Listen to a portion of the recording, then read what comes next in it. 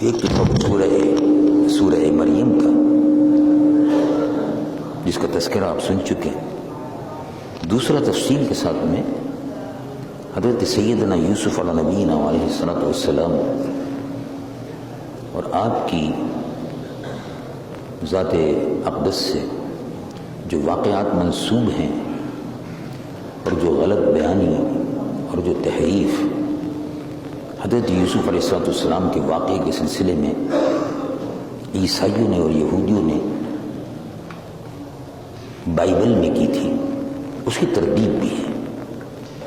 حضرت یوسف علیہ السلام کے بہت سے واقعات کو عیسائیوں نے بڑھا چڑھا کر غلط طریقے سے اور اس انداز سے اس کو بیان کیا کہ جو ایک نبی محترم کی شایع نشان نہیں ہوتا وہ واقعہ، اور اس قسم کی گستاخیاں، انبیاء کی شان میں گستاخیاں، ان کے یہاں اس کا عام رواج ہے۔ ہمارے یہاں گستاخ نبی جو ہے وہ کافر ہے، ان کے یہاں جتنی زیادہ گستاخی کی جائے اس پر کسی قسم کی کوئی گرفت نہیں ہے۔ ابھی میں حال ہی میں، یعنی اب استفا تو نہیں، لیکن تھوڑا عرصہ ہوا جب میں انگلستان کے دورے پر تھا تو لندن میں ریلوے اسٹیشنوں پر، بسوں کے اڈوں پر ایک پوسٹر حضرت سیدنا عیسیٰ علیہ نبینا علیہ السلام کا میں نے دیکھا کہ ان کے متعلق کوئی فلم وہاں دکھائی جا رہی ہے، اور اس میں حضرت عیسیٰ علیہ نبینا علیہ السلام، کچھ عورتیں بیٹھی ہیں، ان کے بیچ میں حضرت عیسیٰ ہیں، کچھ ان کے پیر دبا رہی ہیں، کچھ کر رہی ہیں، کچھ ہاتھ دبا رہی ہیں، اور حضرت عیسیٰ علیہ السلام کا جسم مبارک جو تھا وہ بھی بڑے بےہودہ طریقے سے دکھایا تھا، اور وہ عورتیں بھی جو تھیں ان کو جو پوسٹر میں جو دکھایا تھا وہ بھی بڑی بےہودہ قسم کی تصویریں تھیں جن کو کوئی بھی شریف آدمی، مسلمان اور ایمان والا برداشت نہیں کر سکتا۔ بہرحال اس پر بعد میں ورلڈ اسلامک مشن جو ہے وہاں اس کی ہم نے میٹنگ بھی بلائی تھی، پھر اس پر احتجاج کیا، لیکن بہرحال اس کو کوئی خاص اثر نہیں ہوا۔ بعد میں جب میں آیا تو لوگوں نے بتایا کہ اس سلسلے میں اچھی خاصی کچھ ہوئی، لیکن بہرحال کوئی خاص پیش رفت نہیں ہوئی۔ تو عیسائی جو ہیں وہ اصل میں انبیاء علیہ السلام کی شان میں، اور یہودی بھی ہمیشہ گستاخ رہے ہیں اور واقعات کو غلط سلط طریقے سے بیان کرتے رہے ہیں۔ اللہ تبارک و تعالیٰ نے ان میں سے بہت سے واقعات کی تردید کی، اور جو صحیح واقع ہے اس کو بیان فرما دیا تاکہ قیامت تک کے لیے جو غلط فہمیاں بائبل میں، عیسائیوں کی مذہبی کتابوں میں تحریف کر کے پھیلائی گئی ہیں ان کی تردید ہو سکے، اور اہل ایمان کو اصل صورتحال جو ہے معلوم ہو جائے۔ حضرت یوسف علیہ نبینا علیہ السلام کا واقعہ بھی اسی طرح کا ایک واقعہ ہے۔ اس کو اللہ تبارک و تعالیٰ نے ایک پوری سورت کے اندر اس واقعے کو بیان فرمایا، اور اسی نام سے سورہ یوسف رکھا، اور اس میں اللہ کے نبی برحق حضرت سیدنا یعقوب علیہ نبینا علیہ السلام، حضرت یوسف علیہ السلام اور ان کا پورے خاندان نبوت جو ہے اس کا تذکرہ بڑے اہتمام اور بڑی شان کے ساتھ میں فرمایا ہے، اور ایک پوری صورت ہے، اور اس صورت کو احسن القصص، یعنی قصوں میں سب سے اچھا قصہ، نحن نقص علیک، اے محبوب صلی اللہ علیہ وسلم ہم آپ کو بتاتے ہیں، احسن القصص ہے، نحن نقص علیک، یعنی اللہ رب العالمین خود بیان فرما رہا ہے کہ اے محبوب ہم آپ کو بیان کر کے سنانا چاہتے ہیں، سناتے ہیں احسن القصص، جو قصوں میں سب سے اچھا قصہ ہے۔ اور اس پوری سورہ مبارکہ میں حضرت یوسف علیہ السلام کی شان و عظمت کو اور ان کے وقار کو جو ہونا چاہیے وہ بیان کیا گیا۔ یہی واقعہ، اس قسم کے واقعات حضرت یوسف کی جب ہم بائبل میں پڑھتے ہیں تقابل کے طور پر، یعنی جب کمپیریٹیو اسٹڈی کرتے ہیں، تو اس میں بڑی گستاخی کے پہلو نبی برحق کا نکلتا ہے، اور انہوں نے ظاہر ہے اس میں تحریف کی، ان کے ہاں کوئی ادب اور احترام بہرحال نہیں رہا۔ حضرت یوسف علیہ نبینا علیہ السلام کے والد تھے حضرت یعقوب، اور حضرت یعقوب علیہ السلام کے بیٹے تھے، اور بھی بہت سے بیٹے تھے، بھائی تھے آپ کے۔ حضرت سیدنا یوسف علیہ نبینا علیہ السلام سے چھوٹے سے تھے، بڑی محبت تھی، آخری بیٹے تھے، یہ سب سے چھوٹے تھے اور آخری بیٹے تھے، بڑی محبت فرماتے تھے۔ حضرت یوسف علیہ نبینا علیہ السلام نے ایک دن یہ عرض کیا چھوٹے تھے جب 10-12 سال کی عمر تھی، کہا ابا جی میں نے خواب دیکھا ہے، اور وہ خواب یہ ہے انی رأیت 11 کوكبا والشمس والقمر رأیتهم لی ساجدین، میں نے یہ خواب دیکھا ہے کہ 11 ستارے ہیں، 11 کوكبا، اور آسمان پر 11 ستارے ہیں اور چاند اور سورج ہے۔ تو چاند اور سورج کو میں نے یہ دیکھا کہ جیسے وہ مجھ کو سجدہ کر رہے ہیں، جھک رہے ہیں۔ حضرت یوسف علیہ نبینا علیہ السلام سے یہ خواب سن کر اللہ کے نبی برحق حضرت یعقوب نے فرمایا میرے بیٹے لا تقصص رؤیاک علی اخوتک، تمہارے سوتیلے بھائی بھی ہیں، تو اخوت سے سوتیلے بھائی تھے ان کے، تو یہ اپنا خواب جو ہے سوتیلے بھائیوں سے بیان مت کرنا۔ سوتیلے بھائی جو ہیں وہ اپنے بھائی حضرت یوسف سے، کیونکہ حضرت یعقوب بہت زیادہ محبت کرتے، چھوٹے تھے نا، تو ظاہر ہے چھوٹا شفقت کا زیادہ محتاج ہوتا ہے، لیکن بھائیوں نے اس کی غلط فہمی لے لی اور یہ سمجھا کہ ابا جو ہیں وہ ہمارا خیال نہیں کرتے، ان کا خیال کرتے ہیں، حالانکہ ایسا نہیں ہے۔ باپ کے لیے تو اولاد سب برابر ہوتی ہے، وہ سب کو ایک ہی نظر سے دیکھتا ہے، لیکن جو ذرا چھوٹے ہوتے ہیں وہ شفقت کے زیادہ محتاج ہوتے ہیں۔ اب مثلا بڑا ہے بیٹا، تو بیٹا بڑا ہو گیا، وہ سمجھدار ہو گیا، اب ظاہر ہے ہر وقت تو اس کو نہیں کہیں گے روٹی کھا لو، کپڑے پہن لو، یہ بدل لو وہ بدل لو، وہ ماشاءاللہ بہت سے کام خود ہی کر لیتا ہے، لیکن سب سے چھوٹا بچہ جو ہوتا ہے اور چھوٹی عمر ہوتی ہے تو ظاہر ہے اس کا زیادہ خیال رکھا جاتا ہے۔ جب زیادہ خیال رکھا جاتا ہے تو بھائیوں کو یہ خیال ہوتا ہے کہ ہم سے نہیں ہے، اس سے زیادہ ہے، حالانکہ یہ غلط ہے۔ ماں اور باپ کے لیے اولاد تقریباً سب برابر ہوتے ہیں۔ بہرحال اب بظاہر تو یہی ہے اور فطری چیز بھی یہی ہے، لیکن کبھی کسی کے ساتھ اگر ایسا ہو تو وہ الگ مسئلہ ہے، لیکن میں یہ سمجھتا ہوں قرآن مجید و فرقان حمید کی روشنی میں کہ سب برابر ہیں، لیکن بہرحال بھائیوں میں حسد پیدا ہو گیا اور سوتیلے تھے، تو آپ نے ارشاد فرمایا کہ دیکھو اپنے خواب کا واقعہ یہ ان سے مت بیان کرنا۔ مفسرین نے لکھا کہ اس سے یہ بات معلوم ہوئی کہ خواب جو ہے اس کی تعبیر، یعنی خواب کی تعبیر جب بھی لیں تو کسی ایسے شخص سے لیں جو ہمدرد ہو، محبت والا ہو، حسد کرنے والا نہ ہو، اور خواب کی تعبیر بھی دے سکے، خواب کی تعبیر بھی، اور خواب جو عام طور سے معتبر اور فوری اثر دکھاتے ہیں، یعنی جن کا اثر ہوتا ہے اور اثرات ہوتے ہیں۔ یہ رات کو جو خواب ہوتے ہیں وہ ان کے اثرات ہوتے ہیں، دن میں خواب عام طور سے کوئی اس کا خاص وہ نہیں ہوتا، کوئی خاص اثرات نہیں ہوتے۔ چنانچہ خواب جب بھی بیان کرنا چاہیے پہلی مرتبہ، مثلا رات کو خواب دیکھا تو رات کو ہی بیان نہیں کرنا چاہیے، یعنی مطلب یہ کہ ایک شخص رات کو سو رہا تھا، سوتے سوتے 4 بجے صبح کو آنکھ کھلی، تو 4 بجے یعنی رات کا وقت ہے، اس کو بیان نہیں کرنا چاہیے، جب دن ہو جائے تو بیان کرنا چاہیے۔ ایک دفعہ اگر دن میں بیان کر دیا تو پھر رات کو جس سے چاہے بیان کرتے رہیں، اس میں کوئی حرج نہیں ہے، اور جب بیان کریں تو تعبیر لینے والے سے بیان کریں جو صحیح تعبیر دے سکتا ہو۔ بہت سے حضرات غلط تعبیر بھی دے دیتے ہیں اور غلط تعبیر کے نتیجے میں وہ خواب جو ہے اس کے اثرات الٹے ہوتے ہیں۔ عام طور سے حضور پر نور سید العالمین مصطفیٰ صلی اللہ علیہ وسلم کی ذات اقدس پر نبوت کا دروازہ بند ہو گیا، اب نبوت ختم ہو گئی، تو لم یبقى، اللہ کے محبوب صلی اللہ علیہ وسلم نے ارشاد فرمایا، یہ حدیث مبارک ہے ترمذی شریف میں، لم یبقى من النبوت الا المبشرات، نبوت تو ختم ہو چکی، ذات اقدس پر تمام ہو چکی، اب کوئی نبی نہیں ہے، اب کسی پر وحی نہیں آتی، اب جبرائیل کسی کے لیے نہیں اترتے، تو سب بند ہو گیا۔ اللہ کے محبوب صلی اللہ علیہ وسلم کی عظمت و شان اب اتنی بلند ہو گئی ہے کہ اب اس کے بعد کسی نبی کی ضرورت اور حاجت نہیں رہی، وہ سارے عالمین کے لیے نبی بن کر تشریف لائے، قیامت تک ان کی نبوت کا چرچا اور سلسلہ جاری ہے اور جاری رہے گا۔ تو لم یبقى من النبوت الا المبشرات، لیکن بشارتیں ہوتی ہیں۔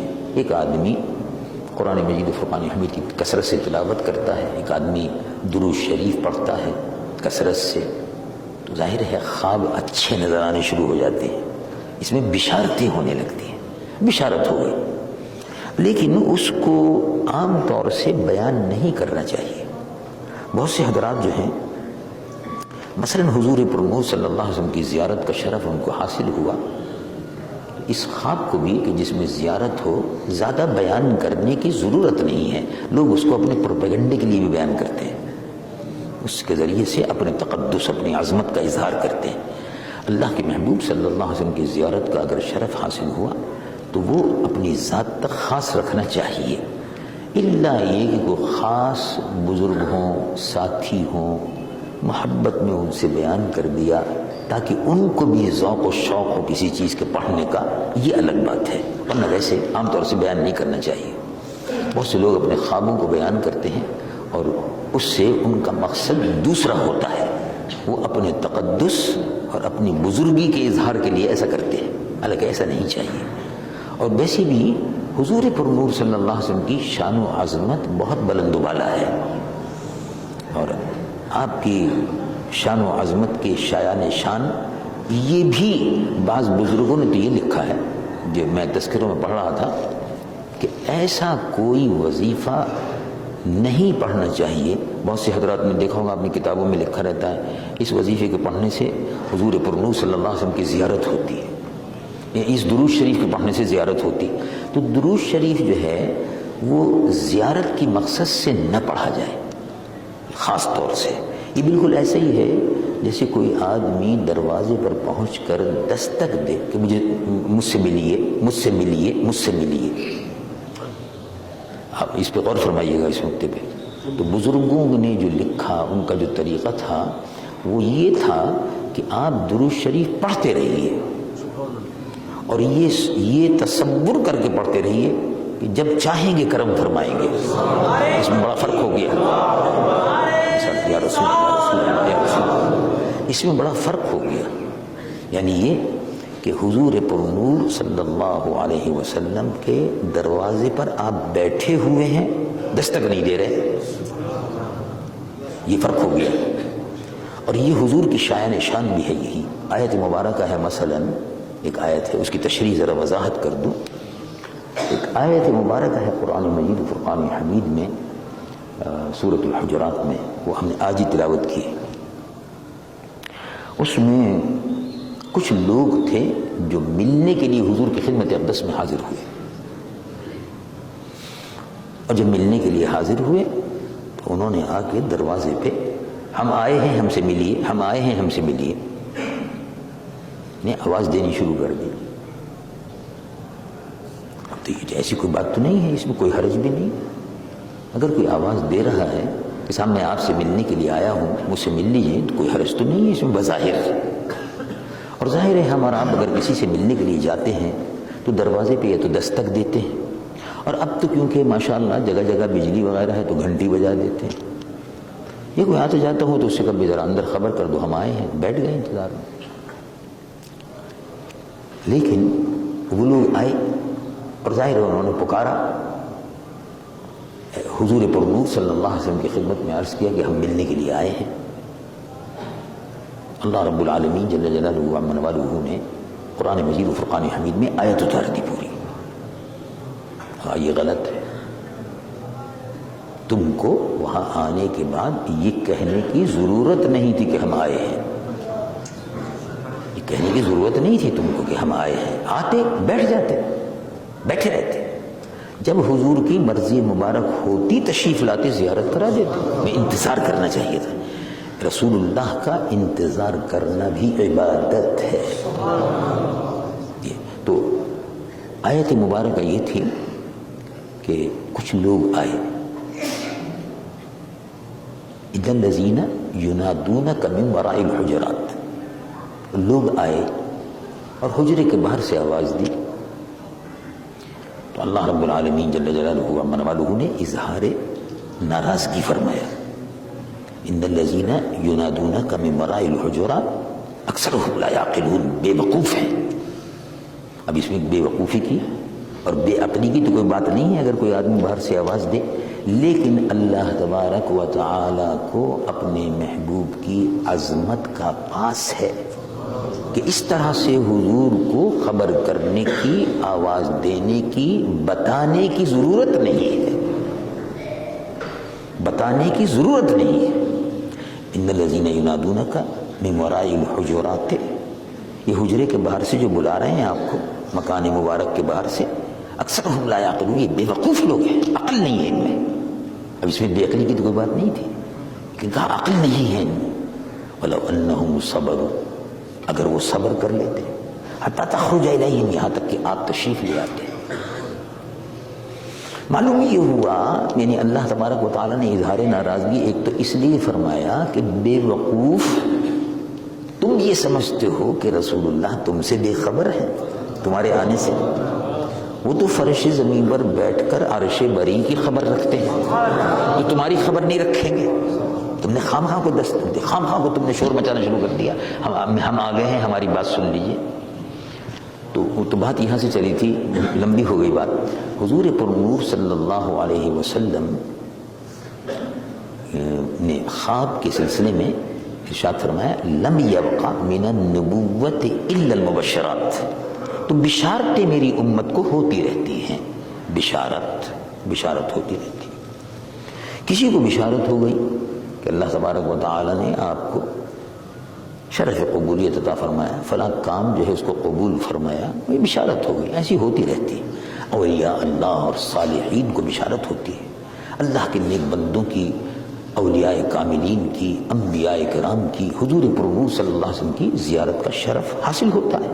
بہرحال یہ ان کا اپنا پرائیویٹ مسئلہ ہے، یہ بیان کرنے کی باتیں نہیں ہوتی کہ اس کا چرچا کیا جائے اور اخبارات میں اس کے تذکرے ہوں اور اس کی شہرت دی جائے، یہ اس کے لیے نہیں ہوتا۔ زیارت خالصتاً حضور پرنور صلی اللہ علیہ وسلم کا اور آپ کی امتی کا مسئلہ ہے، وہ ان کے درمیان میں ہے۔ خواب جو ہے وہ رات کو بیان نہیں کرنا چاہیے، پہلی مرتبہ دن میں بیان کر دیں۔ تو ارشاد فرمایا یا بنی لا تقصص رؤیاک علی اخوتک فیکیدوا لک کیدا، وہ کوئی نہ کوئی گڑبڑ کر دیں گے، کوئی جال بچھا دیں گے تمہارے خلاف، اس سے تمہاری عظمت کا پتہ چلتا ہے، اللہ تبارک و تعالیٰ تم کو عزت عطا فرمائے گا۔ تو 11 ستارے دیکھے اور چاند اور سورج دیکھا کہ وہ سجدہ کر رہے ہیں، تو اللہ رب العالمین کے نبی برحق سیدنا یعقوب علیہ السلام نے فرمایا بتانا نہیں، ٹھیک ہے۔ حضرت یوسف علیہ نبینا علیہ السلام سے کیونکہ محبت زیادہ تھی، ہر وقت ابا کے پاس رہتے تھے اور ہونے والے نبی بھی تھے، آگے چل کر حضرت یوسف نبی بھی ہونے والے تھے۔ بھائیوں کو حسد تھا، انہوں نے ایک دن اپنے ابا سے کہا کہ ابا جی ارسلہ معنا غدا یرتع ویلعب وإنا لہ لحافظون، ابا جی آپ یوسف کو ہمارے ساتھ بھیج دیجیے، ہم اس کا ترجمہ سمجھانے کے لیے عام طور سے کر دیا جاتا ہے، ہم ان کو سیر و تفریح کے لیے یعنی پکنک کے لیے لے جانا چاہتے ہیں، تو آپ ان کو ہمارے ساتھ بھیج دیجیے، اور وَإِنَّا لَهُ لَحَافِظُونَ، ہم ان کی حفاظت کریں گے کیونکہ ابھی چھوٹے ہیں، حفاظت کریں گے۔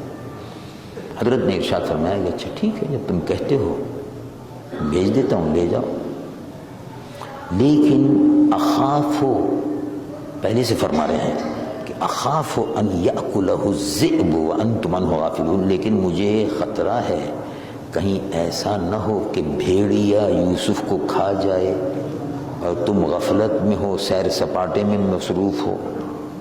کہا کہ نہیں، ایسا نہیں ہوگا، آپ اطمینان رکھیے، ہم بھائی کو لے جاتے ہیں، ان کی دیکھ بھال کریں گے، وَإِنَّا لَهُ لَحَافِظُونَ، اور ہم ان کی حفاظت بھی کریں گے۔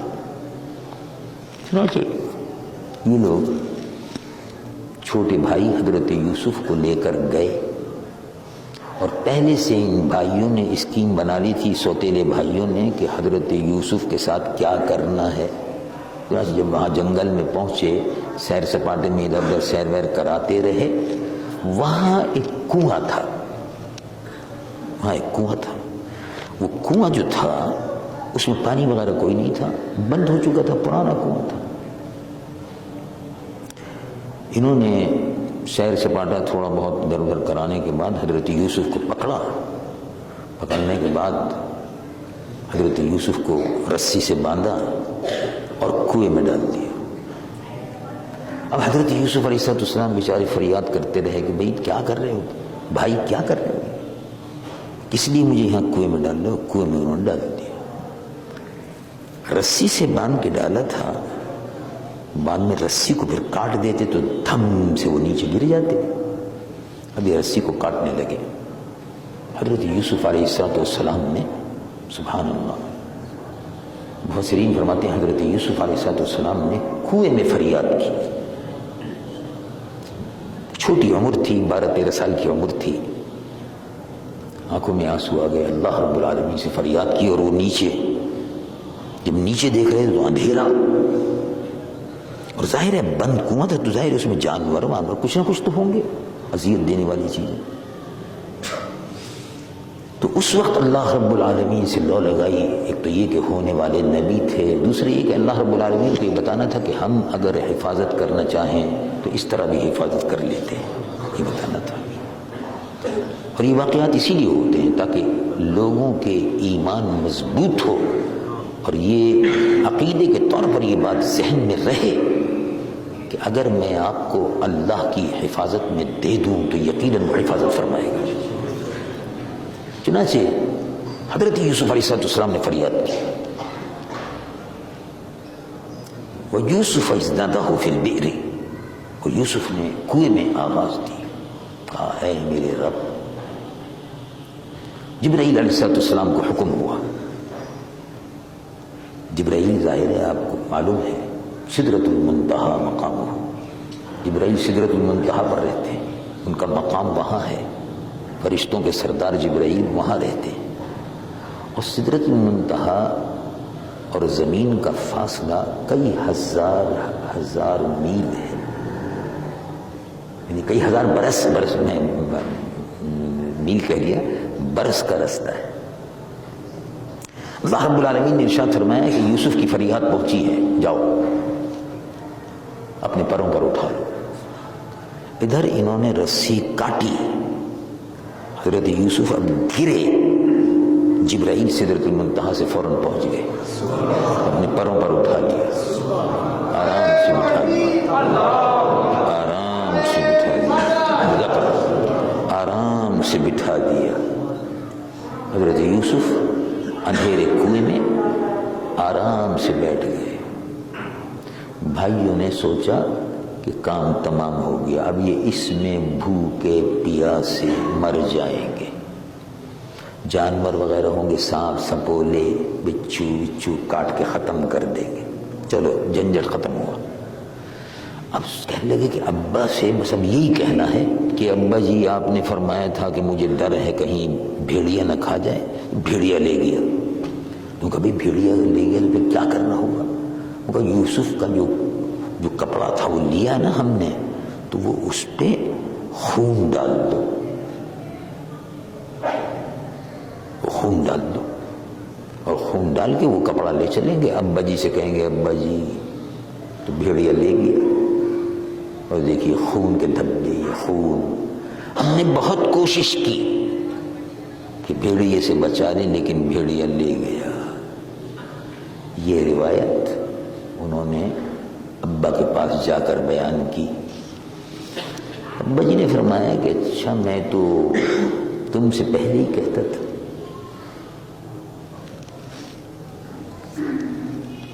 وَجَاءُوا أَبَاهُمْ عِشَاءً يَبْكُونَ.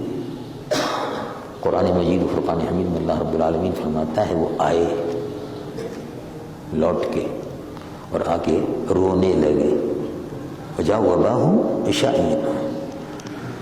قالوا يا أبانا إنا ذهبنا نستبق وتركنا يوسف عند متاعنا فأكله الذئب. ایسا ہوا کہ ہم تو کھیل کود میں اور سیر سپاٹے میں لگے رہے، سامان کے پاس یوسف بیٹھے ہوئے تو چھوڑ کر گئے تھے، بھیڑیا آیا اور لے کے چلا گیا. اور یہ دیکھیے کپڑا ہے، یہ خون کے دھبے ہیں. اور ہو سکتا ہے آپ ابا جی ہماری بات پر یقین نہ کریں. وما انت بمؤمن لنا ولو كنا صادقین. اگرچہ ہم سچے ہیں لیکن ہو سکتا ہے اب ہماری بات پر یقین نہ کریں، لیکن بھیڑیا لے گیا۔ حضرت یعقوب علیہ السلام نے جب سنا، آنکھوں میں آنسو آئے اور ارشاد فرمایا، اس لیے کہ بہر ظاہر محبت تھی، سب سے چھوٹے بیٹے تھے، بچے تھے۔ ارشاد فرمایا فصبر جمیل اللہ المستعان علی ما تصفون، فصبر جمیل، صبر ہی سب سے بہتر ہے، واللہ المستعان علی ما تصفون، اور میں اللہ کی مدد چاہتا ہوں اس معاملے میں جو تم کہہ رہے ہو، لیکن میں تمہیں بتاتا ہوں کہ مجھے معلوم ہے، مگر اللہ کا حکم یہی ہے، میرا امتحان ہے کہ مجھے اپنے رب سے کتنی محبت ہے، اولاد سے کتنی محبت ہے، یہ امتحان ہوتا ہے۔ چنانچہ آپ نے ملاحظہ فرمایا ہوگا قرآن مجید فرقان حمید کی بعض آیات طیبات ہیں، اس میں اللہ رب العالمین نے ارشاد فرمایا انما اموالکم واولادکم فتنہ، مال اور اولاد فتنہ ہے۔ فتنے کا مطلب امتحان، مال بھی فتنہ ہے، امتحان ہے۔ اللہ تبارک و تعالیٰ نے بہت سا مال دیا، اب اس مال کو جب مال ملا ان کا شراب پیو، رنڈیوں کے پاس جاؤ، کنجریوں کے پاس جاؤ، غیر محرم عورتوں کے پاس جاؤ، زنا کرو، حرام کرو، عیاشی کرو، بدکاری کرو، منہ کالا کرتے پھرو، جوا کھیلو، رنڈی بازی کرو، مختلف کاموں پہ شیطان لگا دیتا ہے۔ تو اب مال ہے نا تو مال خرچ کرتا ہے آدمی، یار دوست مل جاتے ہیں، اب جس کو دیکھو دوستوں کا جھمگھٹا لگا ہوا ہے، شراب کے دور چل رہے ہیں، اعلیٰ قسم کی شرابیں آ رہی ہیں اور پیسہ لٹ رہا ہے اور خرچ ہو رہا ہے، تو امتحان ہوا۔ اور ایک آدمی ہے جس کو اللہ تبارک و تعالیٰ نے پیسہ دیا، اور جب پیسہ دیا تو معلوم یہ ہوا کہ دروازے پر بھیڑ لگی ہوئی ہے، لوگ آ رہے ہیں، کسی کو 50، کسی کو 10، کسی کو 20، لوگوں کو دے رہا ہے، اپنے دروازے سے واپس نہیں کرتا کہ بھئی اللہ کا دیا ہوا مال ہے، اللہ کے بندوں کو دے رہا ہوں۔ لیکن اللہ نے اس کو مال دیا، وہ اللہ کی راہ میں خرچ کر رہا ہے، نیک کاموں میں خرچ کر رہا ہے، مسجد بنوا رہا ہے، مسجد میں پیسہ دے رہا ہے، مدرسے میں دے رہا ہے، دارالعلوم میں دے رہا ہے، جامعہ میں دے رہا ہے، غریبوں کو، مسکینوں کو، یتیموں کو، جو بچیاں بغیر شادی کی بیچاری بیٹھی ہوئی، ان کے گھروں میں پیسہ نہیں ہے، بیوہ عورتیں ہیں، یتیم ہیں، مسکین ہیں۔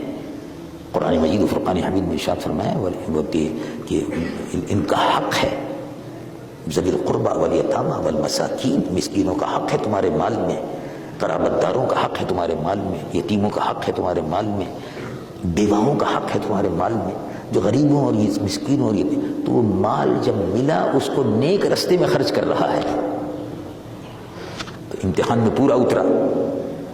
اور مال ملا اس کو حرام کے رستے میں خرچ کر رہا ہے، امتحان میں پورا نہیں اترا، بہک گیا رستے۔